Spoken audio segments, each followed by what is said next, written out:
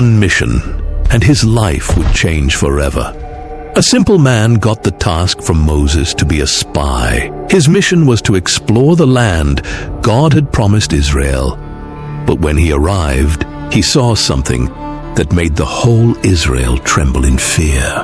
But to understand how he got to that town and who those people were, we must first go back to the beginning of Caleb's story.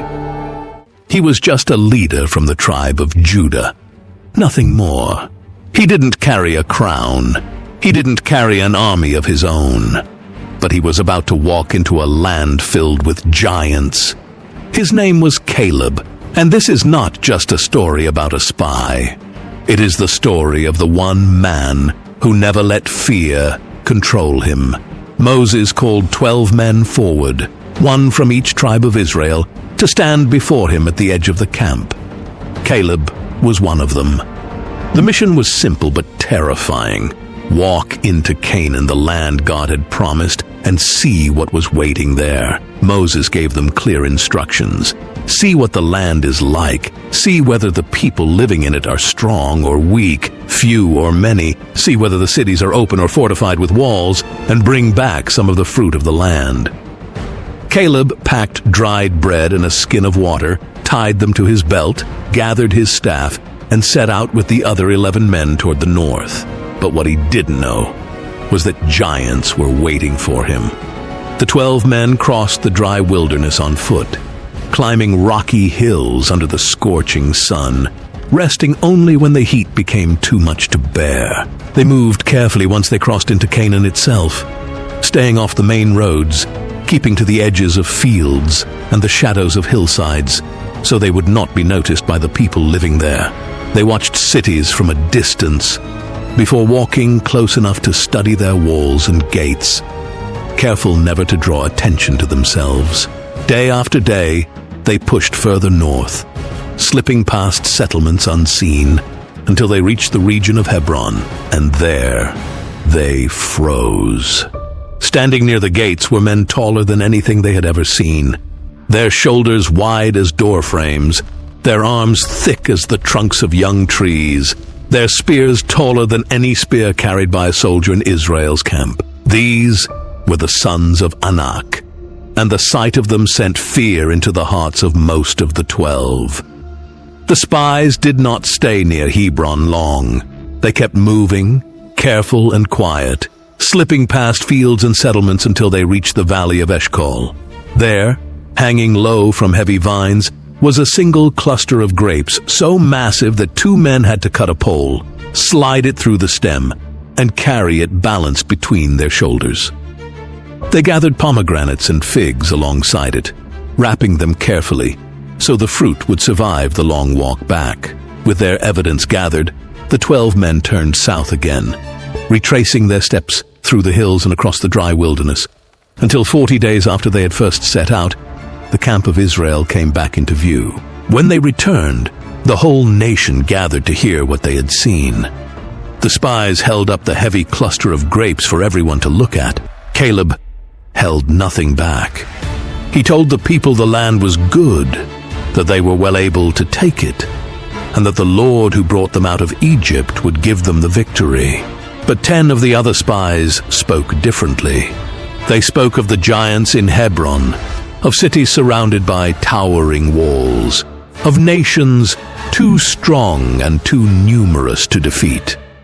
They said the men of Israel would look like grasshoppers next to the people living in that land.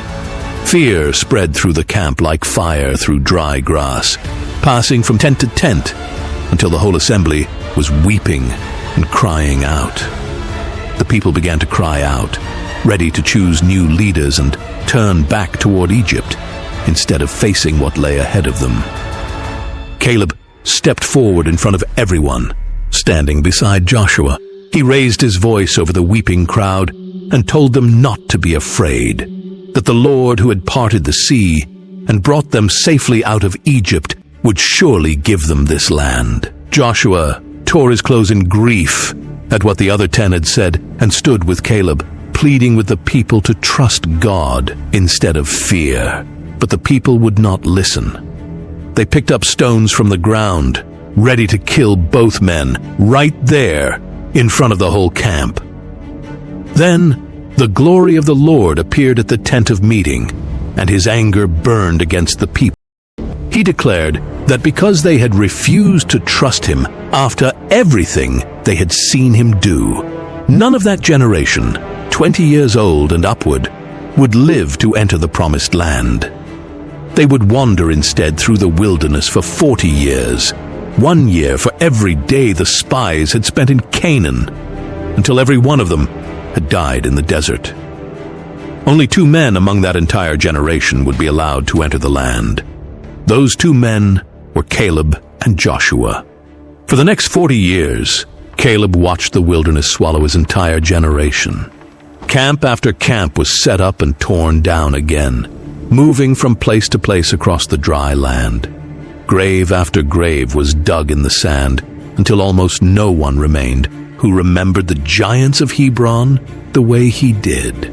Caleb grew older through those years, watching the friends he had grown up with die one by one, exactly as God had said. But Caleb never forgot what he had seen with his own eyes. He carried that promise inside him like a fire that refused to go out, waiting patiently through every long, dry year for the day God had spoken of. 40 years passed, and the wilderness generation was finally gone.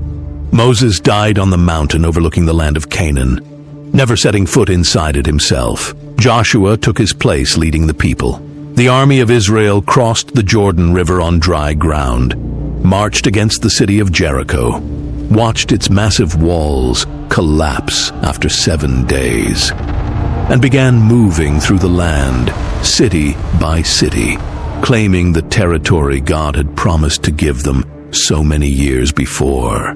One of the most interesting parts of Caleb's life came many years later, after Israel had crossed the Jordan and Joshua had become their leader.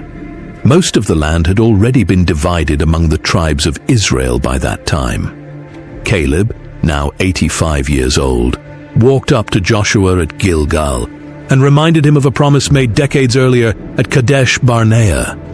He told Joshua how Moses had sworn an oath that day, that because he had remained faithful and unafraid when the other spies gave in to fear, the land of Hebron, the very place where the giants once stood, would belong to him and his descendants forever. Joshua listened, remembered the oath, and blessed Caleb, granting him Hebron as his inheritance. But Hebron was not empty when Caleb arrived to claim it. The same 3 giants Caleb had seen as a young man still ruled the city.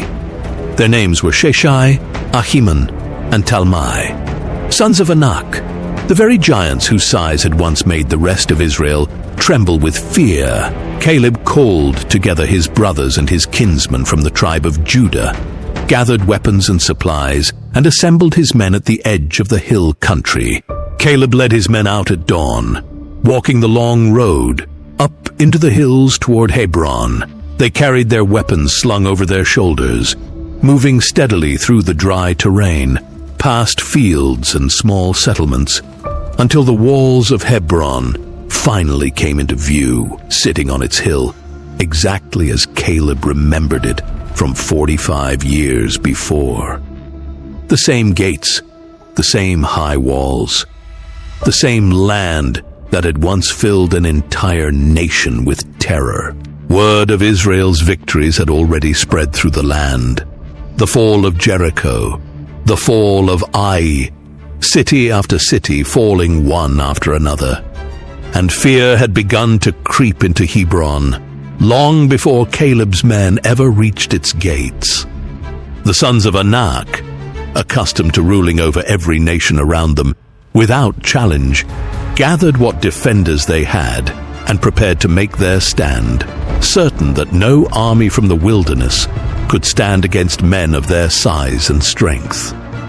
Caleb gathered his men just outside the city and gave the order to advance. They moved forward together, surrounding the approaches to Hebron, cutting off every road the giants might use to escape or call for help from neighboring cities.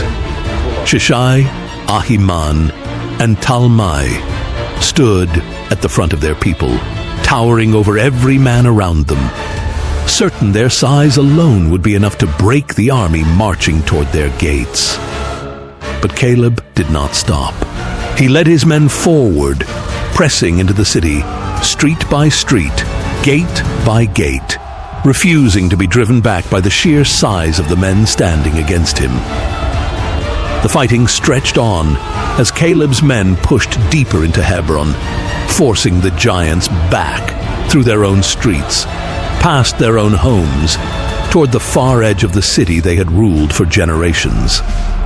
Slowly, the towering sons of Anak were driven out, first from the gates, then from the city itself, until they had nothing left to stand on but the open hills beyond Hebron's walls.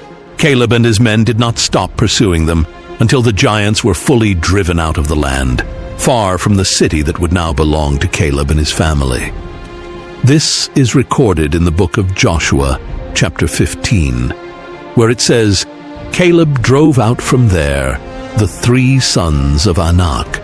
The same account is repeated again in the book of Judges, confirming that Judah, with Caleb leading them, went up against Hebron and drove out the giants who had ruled it for generations. With the giants gone, Caleb walked through the gates of the city he had first seen 45 years earlier as a frightened young spy among 11 other men, too afraid to believe what their own eyes had shown them.